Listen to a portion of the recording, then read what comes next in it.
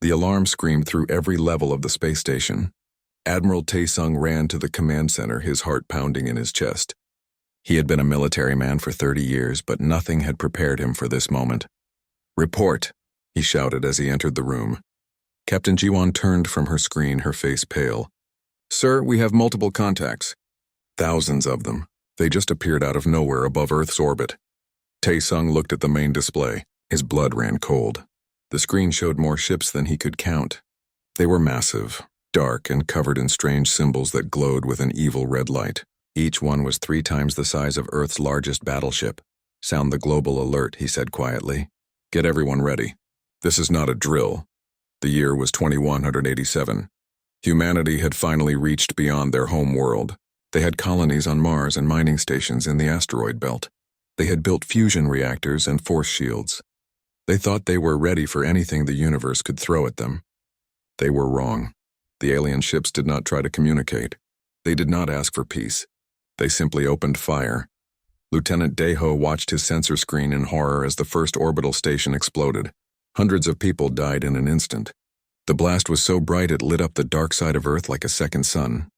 "They're targeting the defense platforms," he yelled. Captain Ji-won gripped her command chair. She was in charge of the carrier group Pacific Guardian, and she had 12 ships under her command. "All vessels, battle formation Delta. Activate shields and prepare to engage."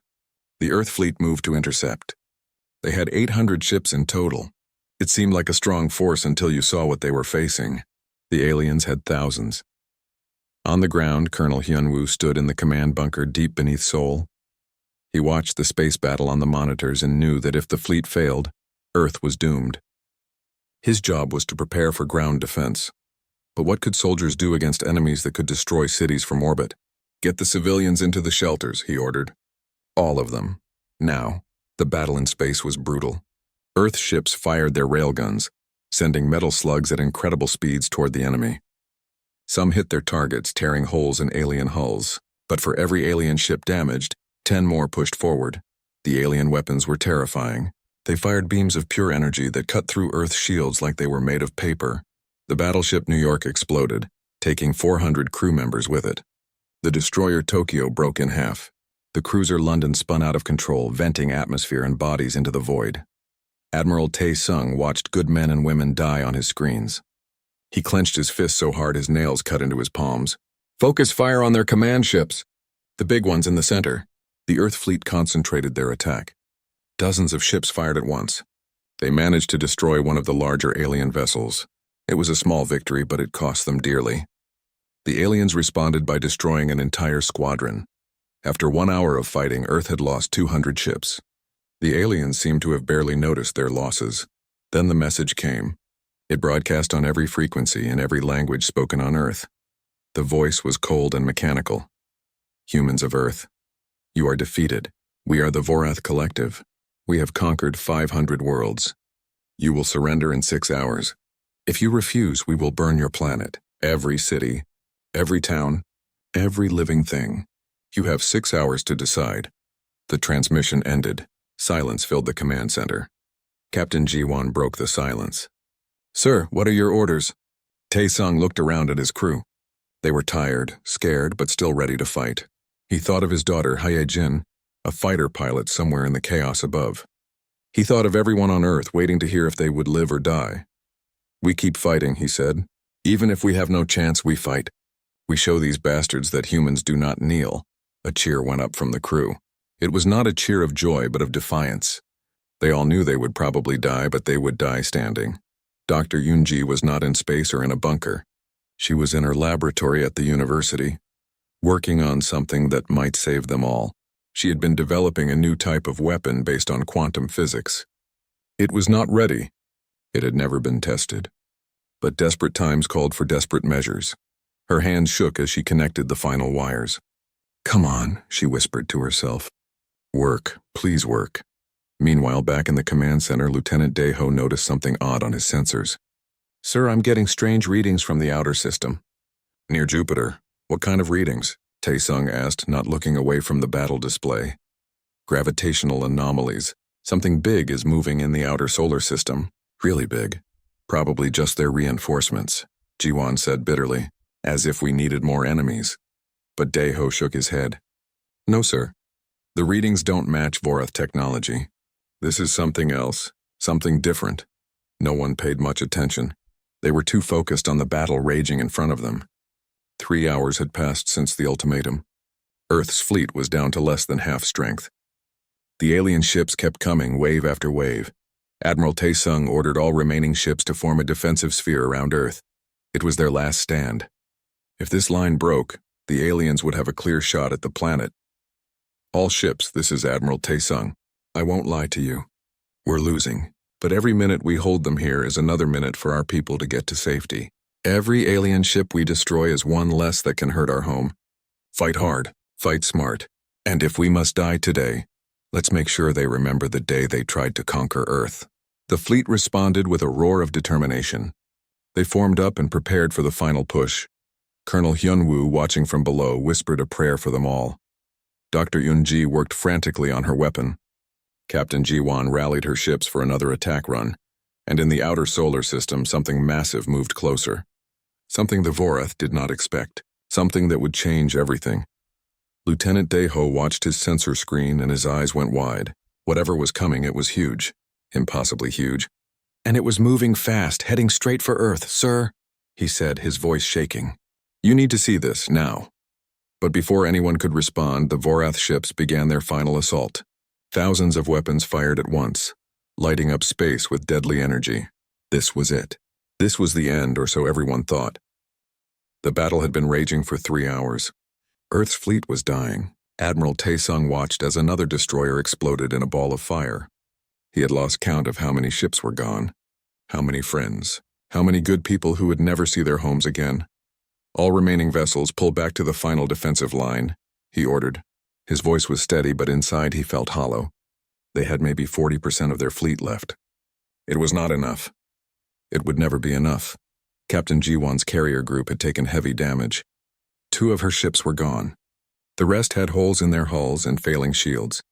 But they kept fighting. Her crew worked like machines, firing weapons, redirecting power, patching holes. They refused to give up. On Earth's surface, panic was spreading. People crowded into shelters holding their children, praying to whatever gods they believed in.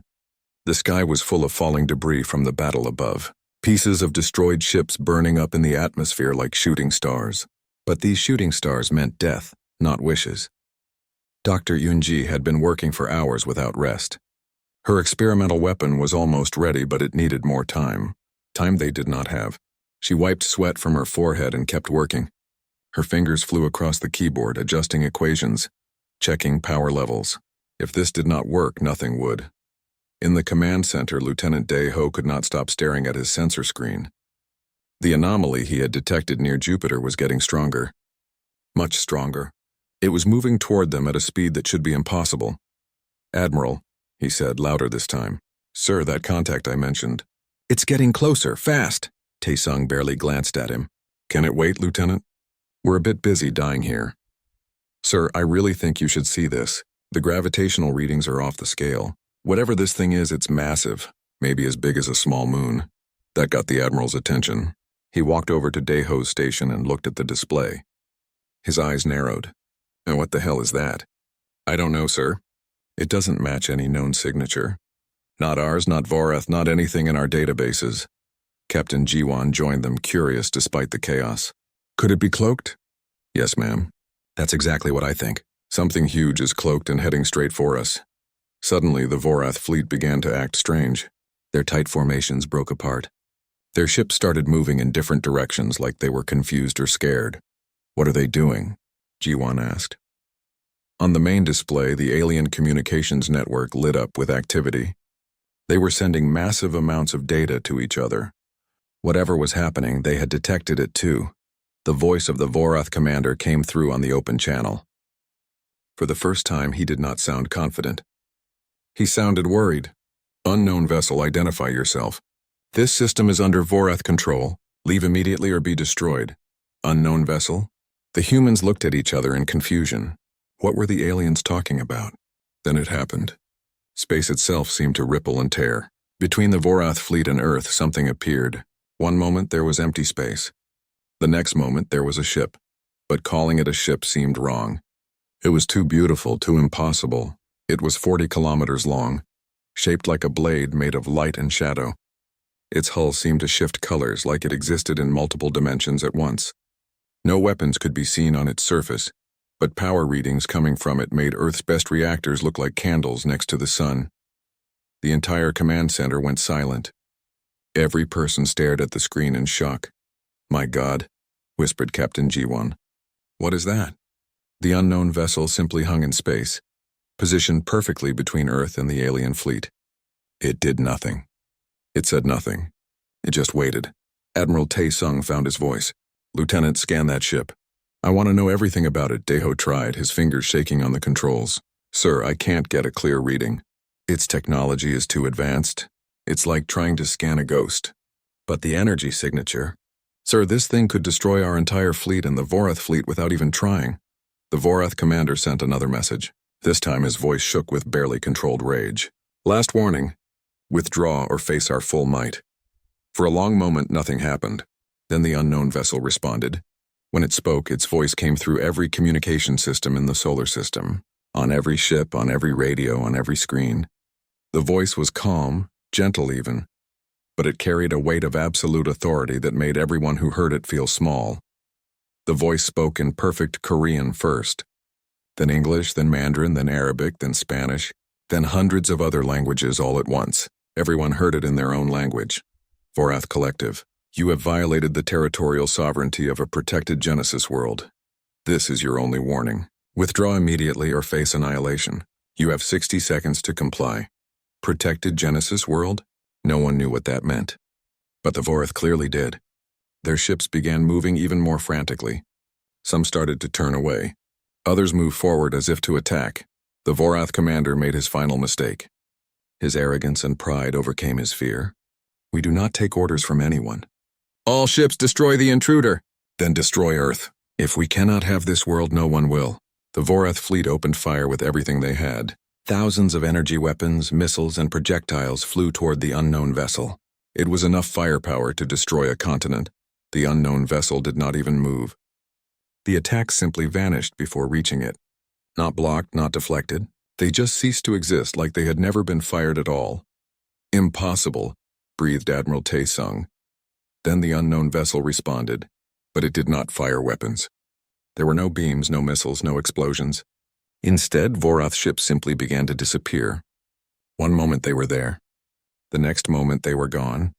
Erased from existence like someone had deleted them from reality itself. It was not a battle. It was not even a fight. It was an execution. The Vorath tried to run. They tried to fight back. Nothing worked. In less than 4 minutes, 3,000 alien warships were gone. Not destroyed, not damaged, just gone, as if they had never existed. The silence that followed was deafening. Earth's fleet hung in space, too shocked to move. The alien threat that had been about to destroy their world was simply erased by this mysterious newcomer. Admiral Tae-sung realized he was holding his breath. He let it out slowly. "Open a channel." "All frequencies, sir?" Daeho asked, not sure he heard correctly. "Open a channel. If that ship wanted to destroy us, we would already be gone. We need to thank them, or at least try to talk to them." The communication line opened. Tae-sung cleared his throat, not sure what to say to beings with such incredible power. "Unknown vessel, this is Admiral Tae-sung of the United Earth Defense Fleet. You just saved our world. We don't know who you are or where you come from, but we owe you our lives. Thank you." For a moment, there was no response. Then the voice came again, warm and almost familiar this time. "Admiral Tae-sung, Captain G1, Lieutenant Daeho, we know who you are. We have been watching your world for a very long time. Your defense was brave. Your sacrifice was noted. You have proven yourselves worthy." The voice paused, then continued. "We would like to speak with your leaders. We have much to discuss, but do not fear. We are not your enemies. In fact, you could say we are family." "Family? What did that mean?" "We are sending coordinates for a docking approach. Please bring your diplomatic team. It is time you learned the truth about Earth's place in the universe, and about who we really are." The transmission ended. Admiral Tae-sung looked at Captain Ji-won. She looked back at him. Neither knew what to say. Colonel Hyunwoo's voice came through from Earth. Admiral, what just happened up there? Our sensors went crazy and then the entire alien fleet just vanished. I honestly don't know, Colonel, Taesung replied. But I think we are about to find out. Prepare a diplomatic team. We have been invited aboard that mysterious ship. Dr. Yunji, still in her laboratory, watched the recording of the battle on her screen. Her weapon was forgotten. Whatever these newcomers were, they had technology far beyond anything she had ever imagined. The scientist in her was desperate to learn more. As preparations began for the diplomatic mission, one question burned in everyone's mind. Who were these mysterious protectors, and what did they mean when they said they were family? The unknown vessel waited in silence, its secrets ready to be revealed. The shuttle carrying the diplomatic team approached the massive vessel slowly.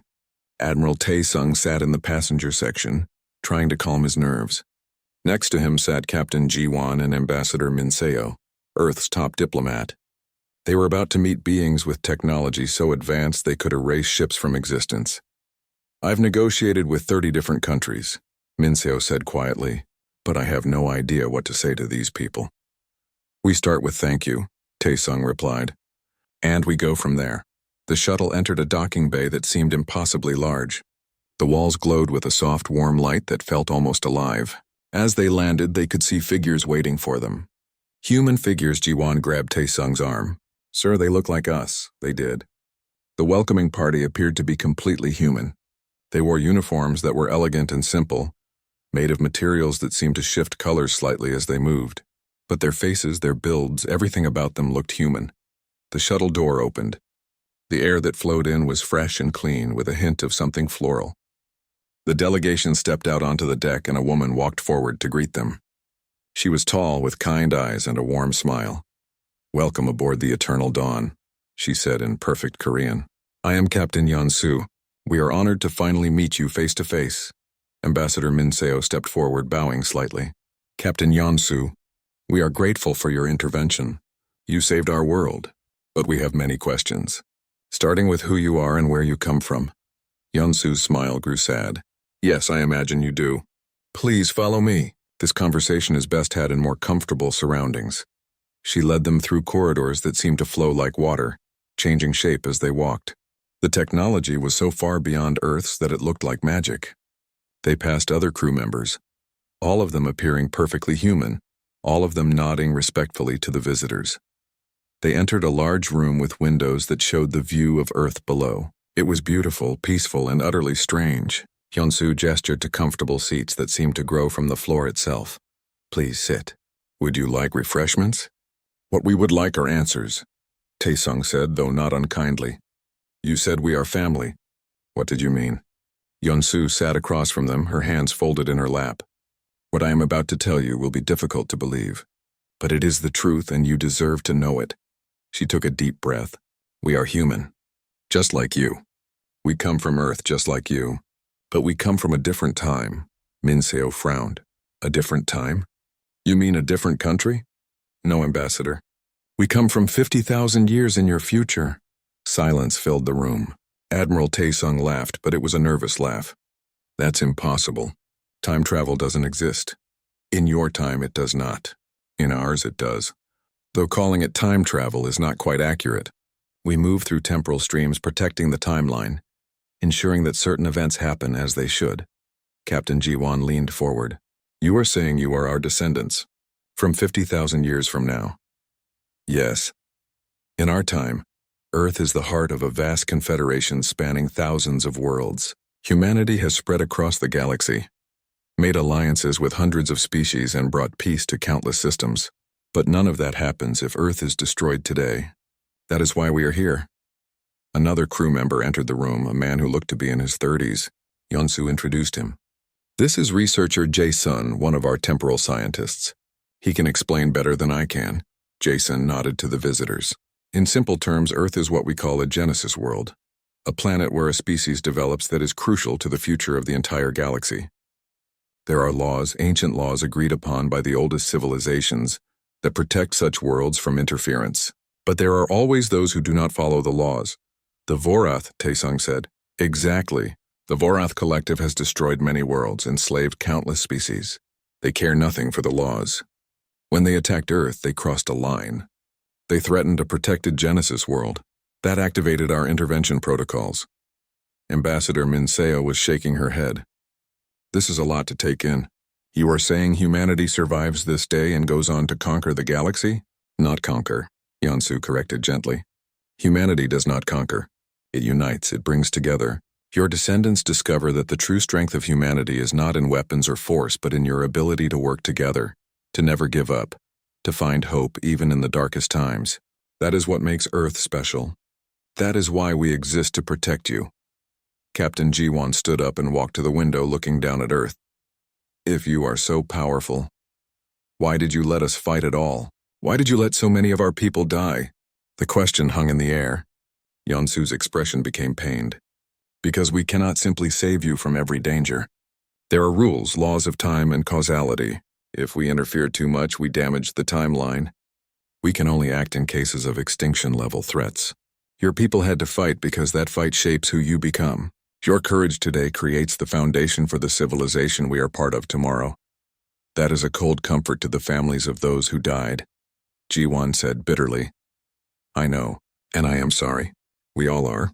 But we have given you a gift today, not just by stopping the Vorath, but by showing you that humanity has a future. A great future. That knowledge alone can change everything.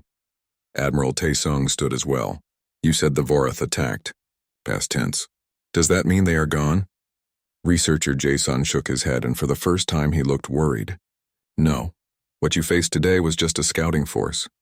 The real Vorath invasion fleet is 3 weeks away.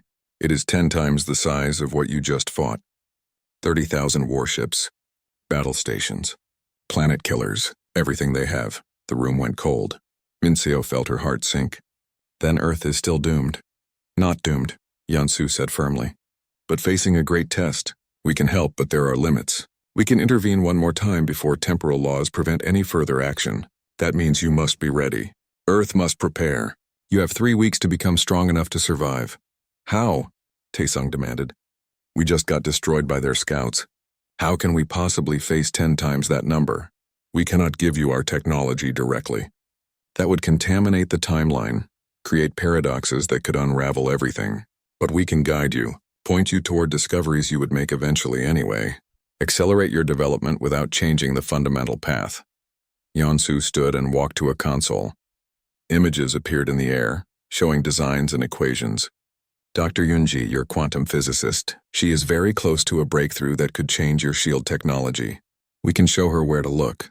Your fusion reactors can be improved with a simple adjustment to the magnetic containment. Your communication systems can be upgraded to quantum-linked networks. You would help us develop these things? Minseo asked. We will guide you. But you must do the work. You must learn, adapt, and build. In 3 weeks, you will not have technology equal to ours, but you will have technology good enough to make a difference. Commander Sangwoo entered the room, another crew member from the future. He was a military man. That much was clear from the way he carried himself. I will work with your fleet commanders and pilots. The Vorath are powerful, but they are also predictable. They have patterns, weaknesses. I can teach your people how to fight them more effectively. You are giving us a chance, Jiwon said slowly, understanding dawning on her. Not a guarantee, but a chance. Yes, Yansu agreed. Because that is how humanity has always worked. You do not give up. You do not surrender. Even when the odds are impossible, you find a way. That is why we exist. That is why we came back through time to protect you, because you are worth protecting. Admiral Taesung felt something stir in his chest. Hope. Real hope for the first time since the invasion began. When do we start? Immediately. We have 3 weeks. Not a moment to waste. As the meeting continued, plans were made. Yeonsu explained that they would send advisors to Earth, technical experts who would work with humanity's scientists and engineers. They would share knowledge within the bounds of what temporal law allowed. It would not be easy. It would not be enough to guarantee victory, but it would give Earth a fighting chance.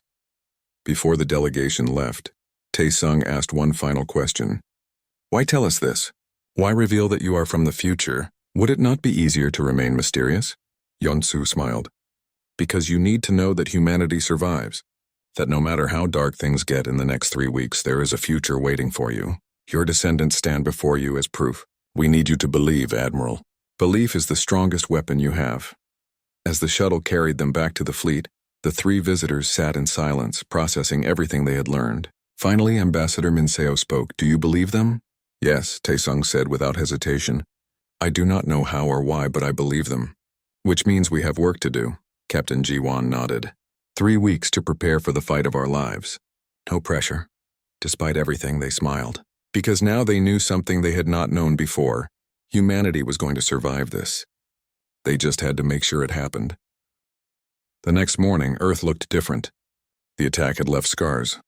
Burning wreckage fell from orbit. Cities had damage from debris. Millions mourned their dead. But something else had changed too. Something more important. For the first time in recorded history, every nation on Earth stood united. The revelation that humanity had a great future ahead changed everything. Old conflicts seemed petty. Ancient grudges felt stupid. When facing extinction, differences in politics or religion or borders did not matter anymore. Only survival mattered. Only the future mattered. In the emergency Global Council meeting, leaders from every nation gathered via hologram. The President of America, the Premier of China, the Chancellor of Europe, representatives from Africa, South America, Asia, Oceania, all of them together. Ambassador Minseo addressed them all. "We have confirmation from the future humans aboard the Eternal Dawn. The main Vorath fleet arrives in 21 days. We cannot run. We cannot hide. We must fight and we must win. To do that, we need total unity. No more separate militaries. No more competing interest. From this day forward, we are one world, one people, one army." To everyone's surprise, there was no debate, no arguments. The vote was unanimous.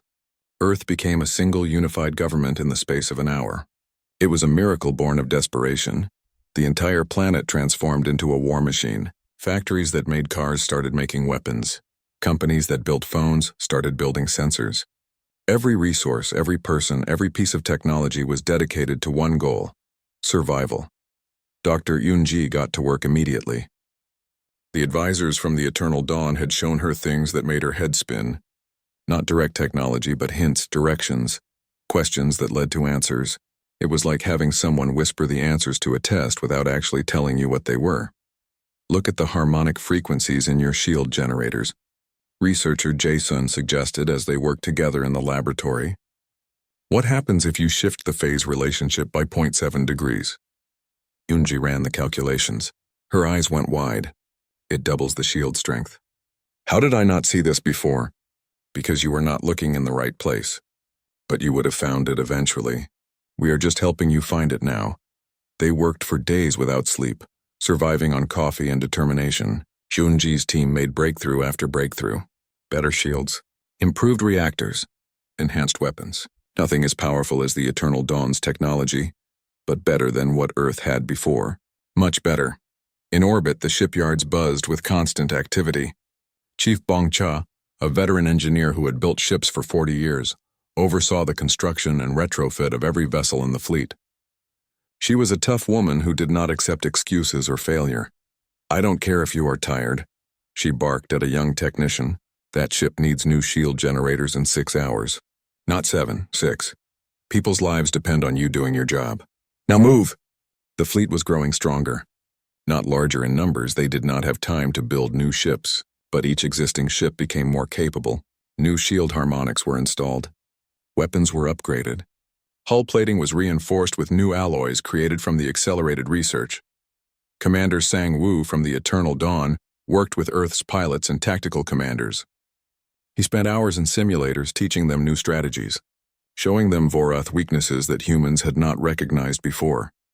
Admiral Taesung attended one of these training sessions, watching as fighter pilots practiced maneuvers that seemed impossible. "The Vorath rely on overwhelming force," Sang-woo explained.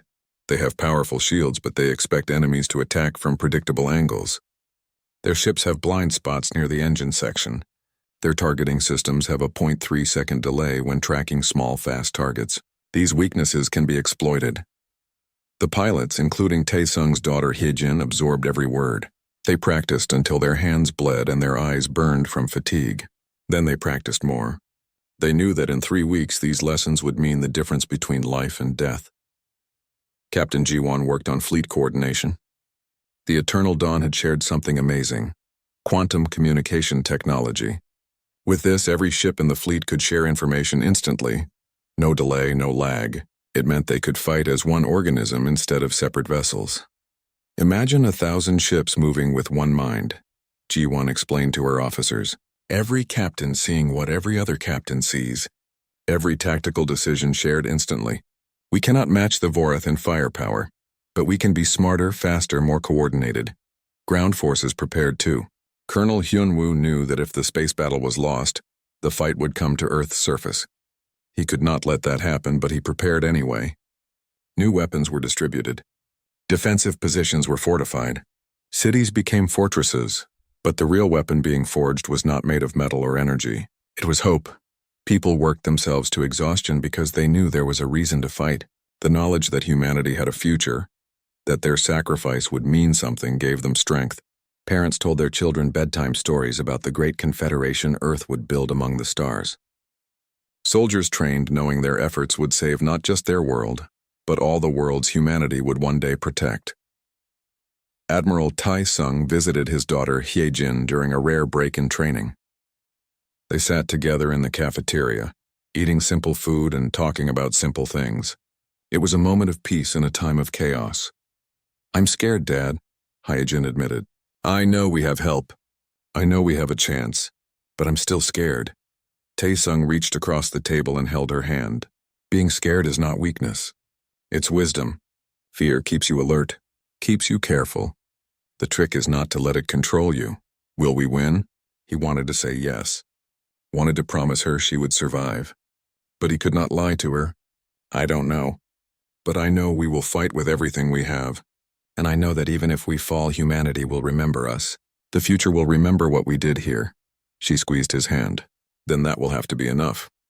As the days passed, Earth changed. The world came together in ways that would have seemed impossible before. People of different religions prayed together. Nations that had been enemies shared technology and resources. Rich and poor worked side by side in factories and shipyards. Dr. Yunji barely recognized herself in the mirror. She had lost weight, gained dark circles under her eyes, and her hair was a mess. But she had also achieved things she never thought possible. Her quantum torpedo design was complete. It was experimental, dangerous, and probably crazy, but it could crack a Vorath dreadnought's shields. Maybe. "You need to rest," researcher Jason told her gently. "You are no good to anyone if you collapse." "I'll rest when Earth is safe," she replied, already working on the next problem. He smiled sadly. That stubbornness, that refusal to quit, that is exactly why humanity survives. Your descendants are proud of you. I am proud of you. She looked at him. This man from 50,000 years in the future who looked so human, so kind. Does it get easier? In the future? No, there are always challenges, always threats. But humanity learns to face them together. That is what you are building now. Not just weapons or technology. You are building the foundation of everything that comes after. On day 18, Captain Yeonsu called a meeting with Earth's leadership. Her face was grave. "Our sensors have detected the Vorath main fleet. They are ahead of schedule. They will arrive in 3 days, not 7. The room went silent. 3 days. Not enough time. Not nearly enough. Can you help us? Ambassador Minseo asked, though she already knew the answer. We can intervene one more time as we promised, but you must understand we cannot win the battle for you. We can help, but ultimately Earth must save itself. That is how it is meant to be. Admiral Taesung stood up. Then we need to move faster. All construction teams double shifts. All pilots final training exercises. All ships final system checks. We have 72 hours. Let's make them count. The word spread across Earth and throughout the fleet. 3 days until the fight for humanity's survival. 3 days to finish preparations. 3 days until they would learn if they were strong enough. People did not panic. They worked. They prepared. They stood together. In the rebuilt streets of Seoul, Tokyo, New York, London, Mumbai, Cairo, and every other city on Earth, people looked up at the stars. Somewhere up there, an enemy was coming to destroy them. But somewhere up there, ships crewed by their descendants waited to stand with them. Colonel Hyunwoo stood on a hill overlooking the city, watching the sun set. In 3 days, that sun might rise over a dead world, or it might rise over humanity's greatest victory. Either way, he would do his duty. Chief Bong Cha installed the last shield generator on the last ship that needed it. She was so tired she could barely stand, but she smiled. Her fleet was ready. Captain Ji-Wan ran one final drill with the quantum communication network. Every ship responded perfectly, moving as one. It was beautiful. Dr. Yunji loaded her quantum torpedo onto a stealth shuttle. The delivery system was ready. She just needed someone brave enough to pilot it into Helland on the Eternal Dawn. Captain Yansu looked at the timeline, making sure everything was proceeding as it should. She could see the battle to come. See the sacrifice. See the victory that would be paid for in blood. The Vorath Armada emerged from slip space like a nightmare made real. 30,000 warships materialized above Earth's orbit, so many that they blocked out the stars. At the center of the fleet was the World Ender, a dreadnought the size of a small city. Its weapons could crack planets. Its shields could withstand anything humanity had ever built. Grand Admiral Kreveth commanded the invasion from his throne aboard the World Ender. He had conquered 97 worlds. Earth would be 98. The defeat of his scouts meant nothing. They were a test and the primitives had passed. Now the real war would begin. Now Earth would burn. All ships battle formation, he ordered. Prepare to commence planetary bombardment. But something was wrong. His sensors showed Earth's fleet waiting for them. That was expected. What was not expected was how organized they looked. How ready. The last time the humans had scrambled in panic. This time they were calm, positioned, and their technology readings were stronger than before. How did they improve so quickly? His tactical officer asked. Kreveth growled. It does not matter. They are still insects. Crush them. On the bridge of his flagship Soul's Pride, Admiral Taesung watched the enemy fleet appear. His heart pounded, but his hands were steady. Around him, his crew worked in focused silence. They had trained for this. Prepared for this. They were ready. All ships activate Quantum Link, he ordered. Formation Delta 7. Weapons hot. Shields to maximum. Across the fleet, 800 ships moved as one. Thanks to the quantum communication network, every captain shared the same tactical picture. Every ship knew what every other ship was doing. They were not 800 separate vessels anymore. They were one weapon pointed at the enemy. Captain Ji-Wan commanded her carrier group from the Pacific Guardian. Her fighter pilots, including He Jin, were ready in their cockpits. All wings, prepare to launch. Remember your training. Small, fast, unpredictable. Use their blind spots. Make every shot count. Yes, ma'am. The pilots responded in unison.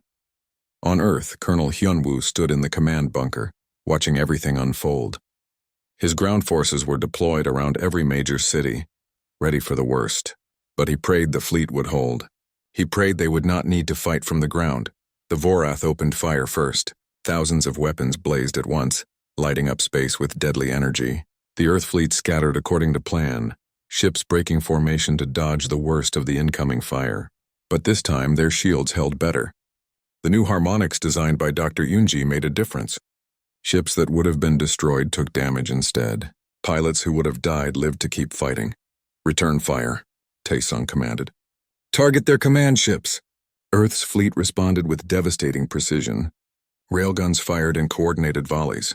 Missiles launched in swarms. Energy weapons focused on single targets. The quantum link meant they could concentrate firepower like never before. Dozens of ships hitting the same enemy vessel at once. A Vorath cruiser exploded. Then another. Then a battleship broke apart under concentrated fire. The aliens had expected easy prey. They got warriors instead. Haya Jin launched from the carrier with her squadron. Her fighter was small and fast. Equipped with the new targeting systems and improved weapons, she dove into the chaos of battle, dodging enemy fire with maneuvers that Commander Sang-woo had taught her. Target the engine sections, she called to her wing. Just like we practiced. Her squadron swept through the Vorath formation, hitting vulnerable spots the enemy thought were protected. Ships lost power. Some spun out of control. One destroyer actually had to withdraw from the battle line, but the Vorath were too many. For every ship Earth destroyed, 5 more took its place. Slowly, inevitably, the human fleet began to take losses. The destroyer Beijing exploded. The cruiser Cairo went dark. The battleship Moscow vented atmosphere. Admiral Taesung watched his people die and felt each loss like a knife in his heart. But he could not stop. Could not hesitate. All ships, pattern Omega. Draw them into the kill zone. The fleet began a fighting retreat, falling back toward a pre-planned position. The Vorath followed, thinking they had the humans on the run. They did not realize it was a trap.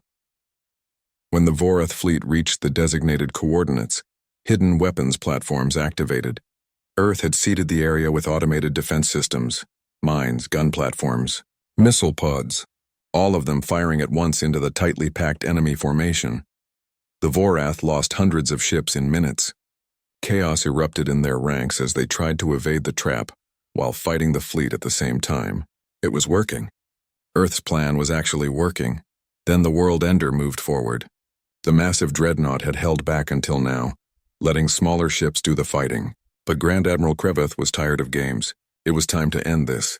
The World Ender's main weapon began to charge. It was a planet killer designed to crack worlds.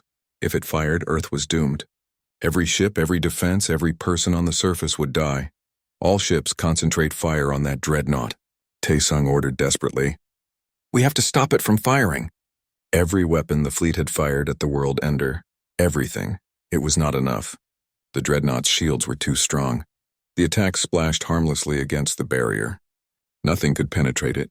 Taesung felt despair creeping in. They had fought so hard, come so far, and it still was not enough. Then Dr. Yoonji's voice came through on the command channel. Admiral, the quantum torpedo is ready, but someone needs to deliver it, the quantum torpedo, the experimental weapon she had designed. Untested, unstable, but their only chance to crack the dreadnought's shields. The problem was delivery. A drone could not get past the Vorath point defenses. It needed a living pilot. I'll do it, a voice said immediately. Colonel Hyunwoo had been listening on the command network. Loaded on a stealth shuttle. I'll get it through. Colonel, that's a suicide mission, Taesung protested. I know. That's why it has to be me. My ground forces can manage without me. But the fleet needs that dreadnought destroyed. Load the weapon. I'm on my way. There was no time to argue. No time for long goodbyes. Hyunwoo climbed into the shuttle carrying the quantum torpedo. His co-pilot tried to join him, but he ordered her to stay behind. This was a one-person job. As he flew toward the World Ender, dodging fire and debris, he thought about his life. His career. His family. He had lived a good life. If he had to die, dying to save Earth was a good death. Tell them I bought them a future, he said over the command channel. Then he cut communication and focused on flying. The shuttle's stealth systems helped, but Vorath sensors still detected him eventually. Fighters moved to intercept. Point defense weapons locked on, but Hyunwoo was a skilled pilot, and this shuttle was the best Earth had. He twisted and dodged, getting closer to the massive dreadnought. The entire fleet held its breath watching him. Heijin, fighting nearby in her fighter, saw the shuttle make its final approach. Come on, she whispered. Come on. Hyunwoo reached the dreadnought's shield perimeter, the quantum torpedo armed automatically. He smiled. For Earth, he said quietly. Then he detonated the weapon. The explosion was unlike anything anyone had ever seen. Reality itself seemed to fracture. The quantum torpedo did not just destroy the shields. It tore them apart at a fundamental level. The World Ender's entire forward section crumpled like paper. Secondary explosions ripped through the massive ship. In seconds, the dreadnought that could kill planets was tearing itself apart. Grand Admiral Kreveth died not understanding how primitives had defeated him. The destruction of their command shipped through the Vorath into chaos. Their fleet, so confident moments before, began to fall apart. Ships broke formation. Some tried to retreat.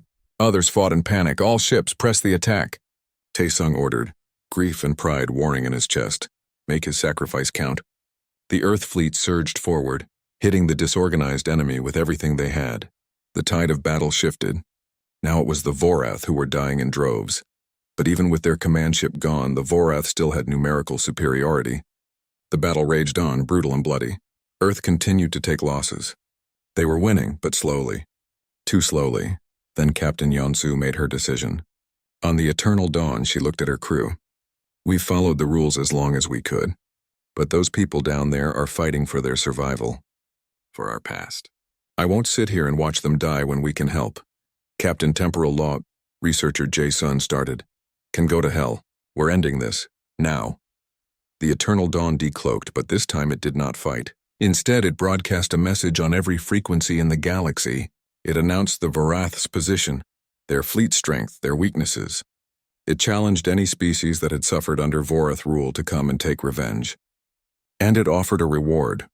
Information about Vorath homeworlds and supply lines to anyone who helped Earth. The response was immediate. Across the galaxy, races that had been enslaved by the Vorath heard the message. So did nations that had lost worlds to their expansion. Ships began to arrive through slipspace. The Kelhari came first, a species the Vorath had kept in chains for 300 years. Their fleet was old but deadly, and they fought with the fury of the oppressed finally breaking free. The Thaxan Republic arrived next, a powerful nation tired of Vorath aggression on their borders.